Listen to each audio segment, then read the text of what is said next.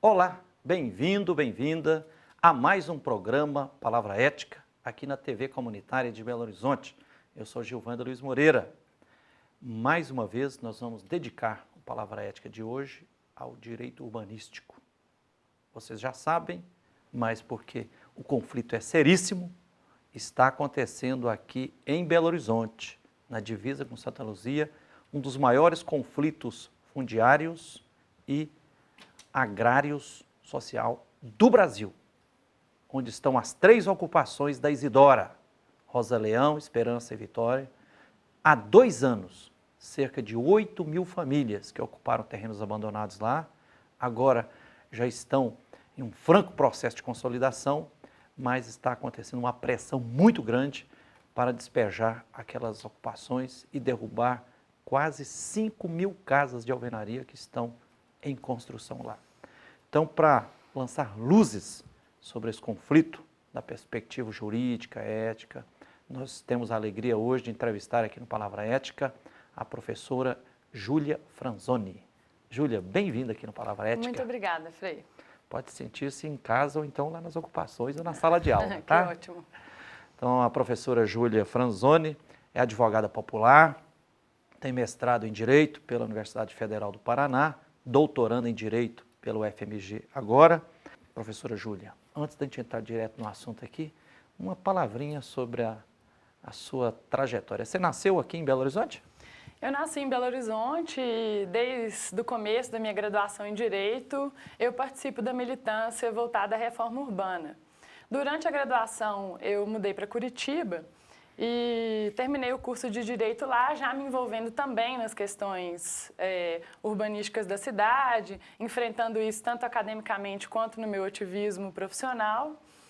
E dediquei meu mestrado a isso, né? Meu mestrado foi sobre política urbana, na ordem econômica, discutindo um pouco o modelo de desenvolvimento que o nosso país leva a cabo a partir da construção das cidades também, né? E comecei a atuar na advocacia popular, na organização de direitos humanos que você já referenciou, que é a Terra de Direitos. E tenho bastante experiência em conflitos fundiários urbanos, participei da coordenação do Fórum Nacional de Reforma Urbana também. E hoje estou aqui fazendo doutorado em Direito e participando do grupo de pesquisa Só Corrigindo, é indisciplinar. Ele é interdisciplinar, sim, mas a sua alma é indisciplinar. Indisciplinar. Isso. Ô, Júlia, além de doutoranda e com essa militância toda, você também está lecionando em algumas faculdades aqui em Belo Horizonte, não está? Isso. Eu faço parte do corpo docente do curso de Ciências do Estado, da UFMG, e eu também dou aula na Fundação Escola do Ministério Público aqui em Direito Urbanístico. Onde estão hoje as ocupações da Isidora é onde a prefeitura, junto com os empresários, vem insistindo em criar ali a 10ª regional da prefeitura de Belo Horizonte. Da perspectiva jurídica, né, e do direito urbanístico, o que é preciso considerar para lançar luzes sobre esse grave conflito? Então, é muito importante a gente discutir hoje a situação da Isidora. A gente costuma dizer lá no Indisciplinar que ela é o microcosmo da metrópole periférica ou da metrópole biopolítica, e vamos entender isso, né? A região da Isidora ali, ela conglomera diversas questões que a tornam muito emblemática.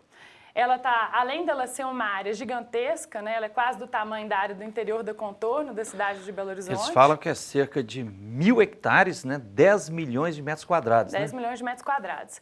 E ela está localizada no vetor norte, que é a principal área de expansão urbana do município de Belo Horizonte, onde o Estado já patrocinou obras públicas que valorizam essa região. E o Estado, o que ele tem feito ali? Um desvirtuamento completo dos instrumentos legais ao longo do tempo.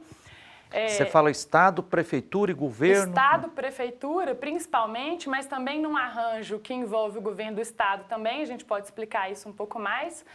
No que a gente pode apelidar de um centenário de sanatório ali na região da Isidoro, porque em 1914 aquele terreno foi doado para a família Werneck para eles construírem à época o que foi chamado de sanatório modelo, e ano passado esse sistema a gente completou 100 anos de sanatório. 2014. Eu digo sanatório porque a loucura a partir do desvirtuamento dos instrumentos urbanísticos que tem sido feita lá, de fato é uma coisa de doido. E aqui não com preconceito aos doidos, né? Com toda certeza. É né? ironia isso na questão. É uma ironia. E então, desde 1914, então, houve uma doação de terra para essa família Werneck. A Prefeitura de Belo Horizonte doou? A Prefeitura de Belo Horizonte doou. E aí já tem uma questão complicada, porque parte do terreno que o município de Belo Horizonte doou, parece que ele fez graça com chapéu alheio, porque parte desse terreno pertencia a Santa Luzia. Então, isso é uma questão que é preciso se averiguar, né? E inclusive está arguído na ação civil pública do Ministério Público, dizendo que lá Exatamente. parte é território do município de Santa Luzia. Exatamente. Né? Existe uma ação civil pública estadual, proposta pelo Ministério Público Estadual aqui, que questiona a genealogia. Genealogia é a origem, né? É a evolução da destinação das propriedades ali. E essa área, Frei, ela ficou muito tempo abandonada. Abandonada, eu estou dizendo, de políticas públicas, abandonada de interesse do próprio mercado. E é claro que com o desenvolvimento da região norte, inclusive capitaneada por esses investimentos do setor público, né, que levam o que a gente chama as condições produtivas para que o capital se instale ali, ou seja, coloca estrada, coloca linha verde, coloca centro administrativo, coloca várias condições para que ele tenha interesse do mercado. Novas legislações, ou seja, leis mais recentes, passaram a determinar a forma de ocupação daquele espaço. E isso foi feito através de uma lei em 2000 que consagrou, que inaugurou ali a Operação Urbana Simplificada do Isidoro. Já são 15 anos de imbróglio e de gestação dessa proposta. Exatamente. Há 15 anos, né, passa-se a ter interesse do Estado de regular e controlar a ocupação do espaço na região do Isidoro, e eles fizeram isso a partir de uma operação urbana simplificada que sofreu 3 mudanças estruturais que a gente precisa entender para perceber a parceria entre o Estado e o mercado privado ali, que tem desvirtuado completamente o instrumento urbanístico. Professora Júlia, antes de você falar das 3, o que é esse trem chamado Operação Urbana? Vamos entender o que é esse trem dessa operação urbana, porque ele é o principal instrumento hoje utilizado nas grandes cidades brasileiras, que conforma uma espécie de parceria público-privada. Vamos entender isso. A ordenação do território, a ocupação do espaço, ela é feita a partir de um zoneamento e de parâmetros urbanísticos. Até quanto se pode construir, como se pode se construir em uma determinada área. A operação urbana, ela marca um perímetro no território da cidade, como, por exemplo, o perímetro da região da Isidoro, e ali ela permite que sejam flexibilizados os parâmetros urbanísticos já demarcados pela lei. Então, digamos, ali o coeficiente de aproveitamento do terreno era 2, ou era 1,5, por exemplo. E com a demarcação de um perímetro de operação urbana, é possível flexibilizar, passar para 3, por exemplo. Na prática, quer dizer, em vez de, por exemplo, de preservar mais área ambiental, preservar menos e construir mais. Isso. Não necessariamente. Digamos assim, significa que, a partir da flexibilização daqueles parâmetros, você tem uma finalidade. Você quer urbanizar para proteger o meio ambiente, por exemplo, só que a prefeitura não tem dinheiro. Então, ela faz essa parceria público-privada que vai beneficiar os particulares com essa flexibilização dos parâmetros. Pode, por exemplo, verticalizar e... Isso. Construir um número maior de andares em vez de menos andares, Isso, exatamente. Né? Aumentar o solo vertical, a gente chama construir mais para cima. E a partir desse benefício que os particulares ganham, eles dão contrapartida. Então, o Estado dá de um lado e o particular dá de outro. Por isso que é uma espécie de instrumento negocial, uma parceria público-privada. E essa operação urbana, para a área do Isidoro, ela foi chamada de simplificada porque, em tese, ela não envolveria instrumentos de solo criado, outorga onerosa ou transferência de construir, o que não está acontecendo ali. E ela envolve, normalmente, uma operação urbana simplificada e não consorciada, ela implica apenas um proprietário, por exemplo, ela é algo mais simples num lugar determinado. E é totalmente diferente do que está acontecendo na Isidoro. Porque ali a intenção da operação urbana foi o seguinte: olha, é a última fronteira espacial da cidade a ser parcelada, a ser ocupada, então o Estado precisa, de fato, regular a ordenação e ocupação desse território. Então vamos demarcar isso como uma operação urbana para proteger o meio ambiente ali. Gente, vamos lembrar, a área do Isidoro é um dos maiores parques urbanos do mundo, tem mais de 250 nascentes. Inclusive, o último córrego limpo que vai abastecer ao final o Ribeirão das Neves, que abastece de água o município de Belo Horizonte. E as ocupações que estão lá, inclusive o remanescente de Quilombo, que é o Quilombo dos Mangueiras, tem respeitado o meio ambiente. E há de se questionar, por óbvio, se esse empreendimento habitacional que vai ser levado a cabo ali e também o parcelamento da área para construção de lotes, de fato tem essa intenção, sabe, Frei? Se a gente observa e compara as 3 legislações que foram alterando a regulação dessa operação urbana, a gente vê que o interesse inicial de ocupar preservando o meio ambiente foi sendo alterado ao longo do tempo para hoje virar o que eles pretendem, né?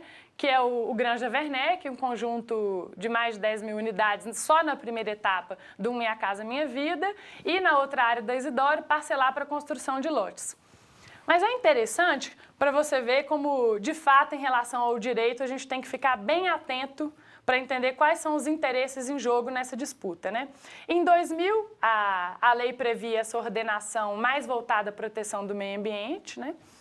Em 2010, quando a gente já estava com essas condições do vetor norte já alavancadas, com cidade administrativa em pleno vapor, linha verde, retomada do aeroporto de Confins, a instalação da grande catedral ali, o Ministério Público Federal, com a mudança da lei de 2010, abre um inquérito cível para averiguar o seguinte: mas tem um território quilombola ali, como que vocês vão fazer para instaurar um empreendimento imobiliário nessa região sem afetar esse território quilombola? E mais, como assim? Porque a Constituição Federal diz que tem que proteger as áreas quilombolas e não... Exatamente, tomá-las, né? É direito dos quilombolas a titulação de suas terras.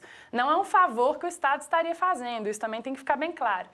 Mas, a partir dessa preocupação com a questão quilombola, o Ministério Público Federal também começou a perquerir sobre que tipo de projeto habitacional era esse, que tinha sido contratado pelo arquiteto Jaime Lerner em 2010. Aquele lá de Curitiba. Aquele lá de Curitiba, famoso, né, arquiteto, para a construção de mansões na área do Isidoro.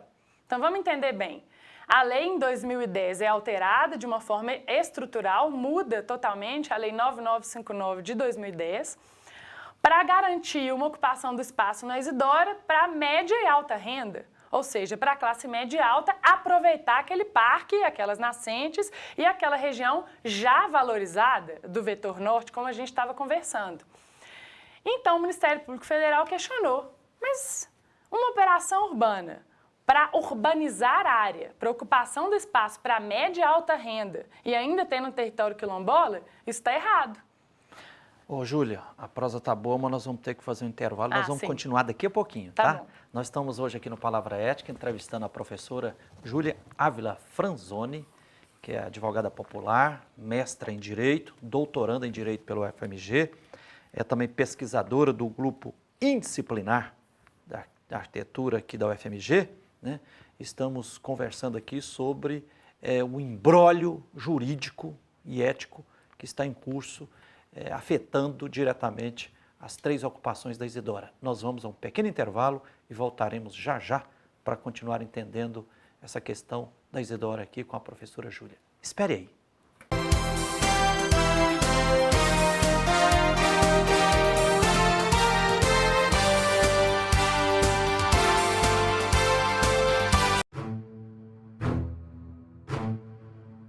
O alcoolismo quase nunca se revela muito cedo.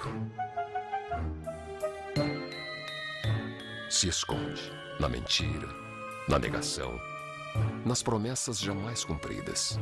Enquanto nada interrompe sua escalada, vai deixando uma esteira de danos por onde passa. Por isso, o alcoolismo precisa ser visto de frente. E quanto mais cedo, melhor.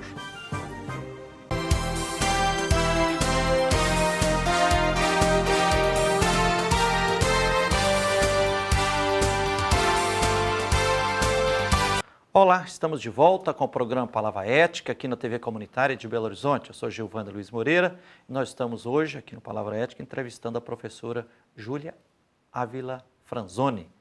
Você estava fazendo uma retrospectiva do imbróglio e dos artifícios jurídicos e legais que nos últimos 15 anos vem sendo construído para legitimar uma imposição forte lá na região da Isidora.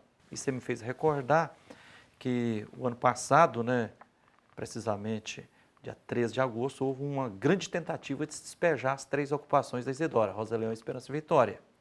E depois houve um recuo, porque ficou claríssimo assim que se fosse para despejar, poderia acontecer um massacre de proporções inimagináveis. Era que a própria cúpula do governo de Minas chegou à conclusão que existe de fato uma grande inconsistência jurídica envolvendo o conflito ali. É isso mesmo, né? Exatamente. Essa inconsistência jurídica que o Frei está falando, na verdade, é um pouco dessa ginástica legislativa que a Prefeitura tem levado a cabo para tentar esticar ao máximo o limite dessa operação urbana para ver até que ponto ela cabe um projeto de interesse do mercado ali, né? Então, como a lei de 2010 em relação ao perfil da ocupação da região do Isidora não se sustentou, ou seja, o projeto do Jaime Lerner não vingou, nós não teremos mansões lá na região do Isidora para eles aproveitarem os parques e a área verde, né? Em 2012 teve essa ação civil pública do Ministério Público Federal e que questionou, mas e a habitação popular? A gente tem um déficit absurdo no município de Belo Horizonte. O município de Belo Horizonte não faz Minha Casa Minha Vida, nem sequer Minha Casa Minha Vida entidades. E aí, né? Então, em 2014, a partir dessa pressão, que não foi outra que uma pressão popular e uma pressão investigativa do Ministério Público, houve uma nova alteração estrutural nessa operação urbana em 2014, que feriu de morte esse instrumento da operação urbana. Eu estava dizendo para vocês que o instrumento da operação urbana é um instrumento negocial, ou seja, ele envolve o Estado oferecer algo e o particular beneficiário dar uma contrapartida. Em 2014, a lei previu a isenção de contrapartida por parte do proprietário que irá se beneficiar da operação urbana, caso ele destine o empreendimento habitacional à habitação popular, a 70% para famílias de 0 a 3 e o restante para família de 3 a 6. O que significa isso em termos práticos? A Prefeitura disse o seguinte: direcional, você que irá construir o empreendimento Granja Werneck, caso ele seja feito pelo Minha Casa Minha Vida, como ele vai ser feito, você não precisa mais dar contrapartidas na operação urbana. Agora eu pergunto, o que uma coisa tem a ver com a outra? Questão 1. Se a direcional está sendo beneficiada pela operação urbana, ela tem que dar contrapartida, porque a contrapartida é a forma dela devolver o benefício que ela ganhou da flexibilização dos instrumentos. E essa devolução vai vir como infraestrutura urbanística para a área. Construção de infraestrutura, como, por exemplo, postos de saúde, ponto de ônibus, para adequar o adensamento daquela região. Número 2, o Minha Casa Minha Vida é financiado pelo recurso da Caixa Econômica Federal, recurso federal, e complementado pelo município. Então, o direcional está fazendo graça, de novo, com chapéu alheio, ganhando benefício da operação urbana, ganhando recurso público para fazer o Minha Casa Minha Vida e não vai dar contrapartida. E essa isenção está inscrita na lei, ou seja, a inconsistência que o senhor estava se referindo é uma completa ilegalidade e desvirtuamento do instrumento. Eu acho importante eu lembrar aqui que o grupo indisciplinar a gente representou no Ministério Público contra essa ilegalidade, no Ministério Público de Patrimônio, de Defesa do Patrimônio, e o promotor responsável, Dr. Nepomuceno, já indicou a inconstitucionalidade dessa legislação municipal e entregou essa representação para a Procuradoria do Estado para que seja levada a cabo uma ação de inconstitucionalidade em relação a essa lei. É mais do que inconsistência jurídica, eu acho que é uma gravíssima injustiça jurídica e ética e moral, né? Por exemplo, isso que você está nos explicando aqui, para nós foi um motivo de um estranhamento muito grande nas várias conversas tensas que tivemos com o engenheiro da consultora direcional. Aí falam, vocês vão construir, querem construir os predinhos, né? 6, 7, 8 andares, né? Pequenininhos. Então eu falei, quem vai fazer a infraestrutura? Eu falei, não, é a prefeitura. Falei, mas não é operação urbana? Não tem que ter contraparte? Eu falei, não. Era operação urbana, mas mudou para Minha Casa Minha Vida. Eu falei, uai, se o tronco é operação urbana, agora um galho vira Minha Casa Minha Vida, então eu posso cortar o... Eu falei, é um artifício, assim... Não, é que o mercado, ele se sentiu imoral, lesado... Né? porque o empreendimento mudou da versão do Jaime Lerner em 2010 para um empreendimento mais de caráter social. Mas vamos lembrar que a Granja Werneck, Minha Casa Minha Vida, é parte do Isidoro. A outra parte vai ser loteada para a venda de lotes. E isso é uma outra questão, acho que eu não preciso falar muito mais sobre isso aqui. Eu vou divulgar o blog do Indisciplinar, cbh.indisciplinar.com. Lá tem todo esse histórico desse imbróglio legal e mais explicadinho, beleza, questões referentes a essa operação urbana. Eu acho que aqui é importante lembrar também essa situação de injustiça que o Frei tocou para além da ilegalidade, porque essa injustiça ela tem essa versão legal jurídica, está claro que é uma violação jurídica, tanto que o promotor levou adiante essa representação que a gente entregou pelo desvirtuamento do patrimônio público, mas a outra situação que também precisa ser evidenciada. A gente tem uma ocupação do espaço ali de uma forma sustentável e de uma forma já consolidada das 3 ocupações da Isidora, Vitória, Rosa Leão e Esperança. E a gente não pode perceber essa disputa de uma forma que não considere a legitimidade dessas ocupações. Por quê? Ali se trata, como o Frei já colocou, né, de quase 8 mil famílias que constroem uma forma de ordenação do espaço que respeita o meio ambiente, que pensa uma lógica comum. Seguindo um plano urbanístico, não é um amontoado, um aglomerado, né? Claro, tem parceria com a universidade também para pensar essa ocupação, né? Diversos grupos, como Praxis, estão lá também auxiliando nessa tarefa. Escritório de integração da PUC Minas, o escritório de integração da PUC, a UNA também está presente lá para fazer o cadastro das famílias, né? Mas o que eu estou querendo dizer com isso é que há uma lógica já de produção do espaço ali sustentável, pensada para as pessoas e não pensada para o mercado, para a apropriação privada, como quer ser feita a partir dessa operação urbana, né?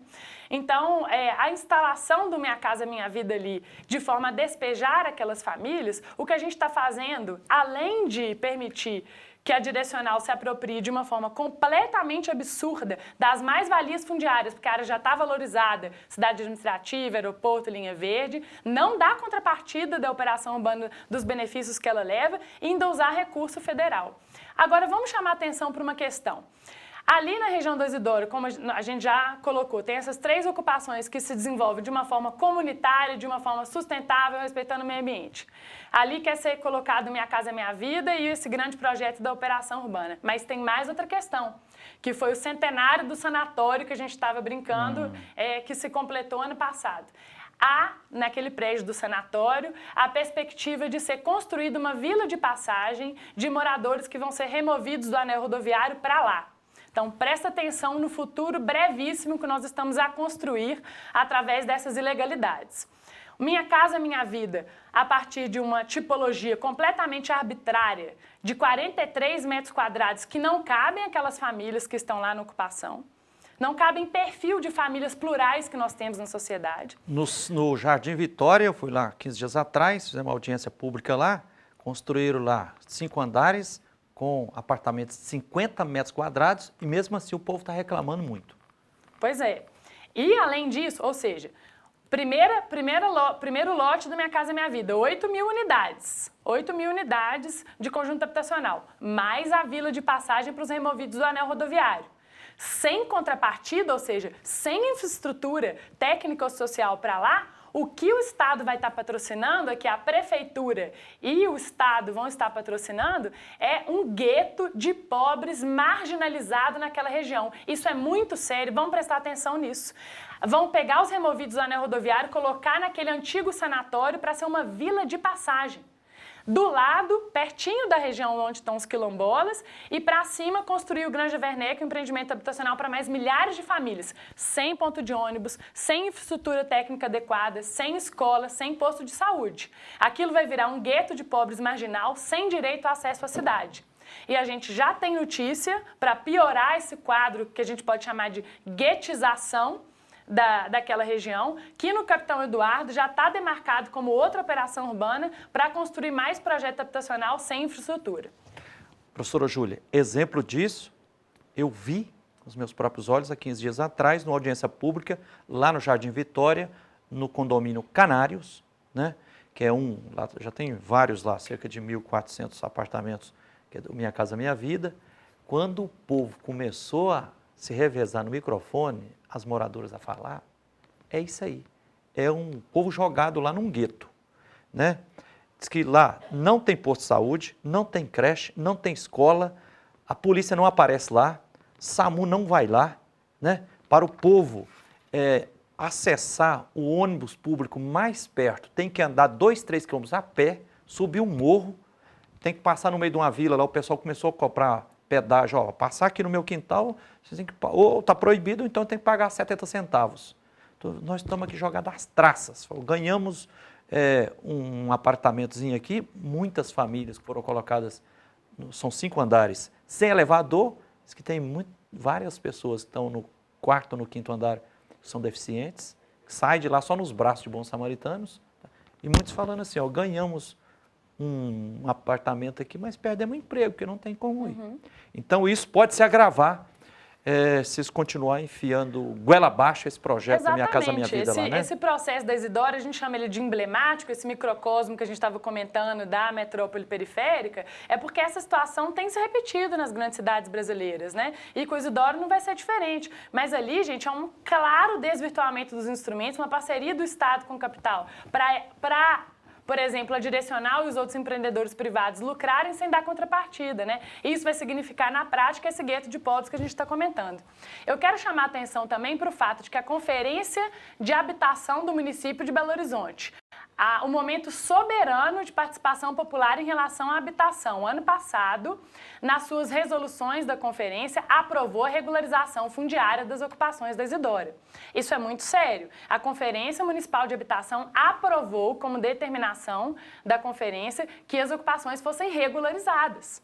E o município tem desrespeitado essa determinação soberana da conferência. E é muito importante a gente entender que as ocupações que lá estão consolidadas, elas vivem um processo de autoconstrução daquele espaço, sem o patrocínio do Estado, por exemplo, para a construção daquela infraestrutura. Então, isso também tem que ser levado em conta com um projeto que quer simplesmente derrubar aquelas casas para inserir aquele tipo de vida, aquela ordem de vida que não cabe em 40 e poucos metros quadrados. Exato, professora Júlia, nosso tempo está quase acabando, mas ali, ó, e agora continua grave. Eu queria parecer seu sobre esse gravíssimo conflito que está em curso lá. De um lado, nós já vimos matematicamente, o próprio engenheiro da Direcional falou que a Direcional, por cada apartamento, se for construído, vai receber R$85 mil, 65 do Ministério da Cidade, mais 20 da Prefeitura via CEPAC, né? Os mestres de obras que tem lá todos os dias, falou, ó, não gasta mais do que R$30 mil para fazer um apartamentozinho desse. Ainda mais que é de paredes de concretos, que faz um apartamento em 45 minutos, né? De outro lado, as 3 comunidades já construíram quase 5 mil casas, cerca de 50 milhões. Derrubar isso tudo para uma empresa ter um lucro exorbitante, então nós estamos diante de, se o governo de Minas, o governador Pimentel, perder a sensatez e autorizar a polícia, o risco é gravíssimo, realmente, de massacre, de virar um caos. Da perspectiva do que você está estudando tudo aí, você que acompanha de perto, qual que você acha que é o caminho para a gente encontrar justiça, ética e uma solução pacífica para evitar tragédias ali na região?